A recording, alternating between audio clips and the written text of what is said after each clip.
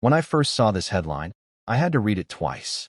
Nicki Minaj praising JD Vance and accidentally calling him an assassin, while sitting right next to the widow of a man who was actually killed by an assassin. I'm not exaggerating. This really happened. And what followed was awkward, emotional, and honestly, very revealing. Not just about Nicki Minaj, but about where celebrity, politics, and public mistakes collide in 2025. So let's talk about what really happened at AmericaFest, why the internet exploded, and why this moment says more than people think. This all went down at Turning Point USA's AmericaFest conference in Phoenix, Arizona. It was a major conservative gathering, packed with Republican figures, influencers, and political heavyweights. But this year was different. It was the first AmericaFest since Charlie Kirk, the organization's co-founder, was killed 3 months earlier during a campus event. His widow, Charlie Kirk, had stepped into leadership, and she was on stage that day. Then came the surprise guest, Nicki Minaj. Yes, that Nicki Minaj. Grammy-nominated rapper, global superstar, cultural icon.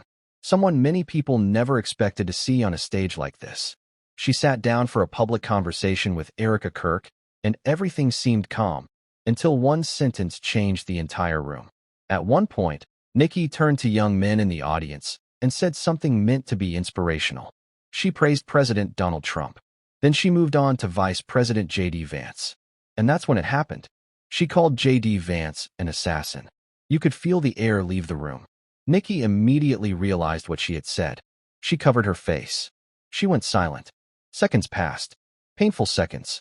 And remember, she was sitting just feet away from a woman whose husband had literally been murdered by an assassin's bullet. In moments like that, careers can end. The internet loves moments like that. But then something unexpected happened. Charlie Kirk stepped in, not with anger, not with accusation, but with grace. She reassured Nicki. She told her not to worry. She said she'd heard everything before, and that words are just words. She even told Nicki, "I love you." You could see the tension slowly melt. Nicki still looked shaken, but the moment didn't explode the way people expected. Charlie went further. She defended Nicki openly. She said she knows her heart. She said if the internet wants to clip it, who cares? That response alone became its own story. Because in an era of outrage, someone chose compassion, live, on stage, in front of cameras. Now here's why this moment went viral. It wasn't just the word assassin. It was the timing, the setting, the people involved. And beyond that, it highlighted something many people are still trying to process. Nicki Minaj is no longer just a rapper staying out of politics.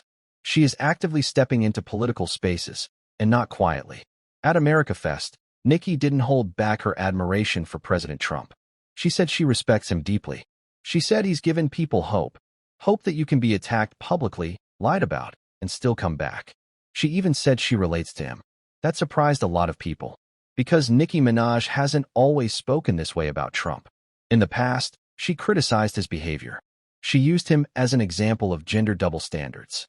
She even released music that mocked his immigration rhetoric, especially considering her Trinidadian roots.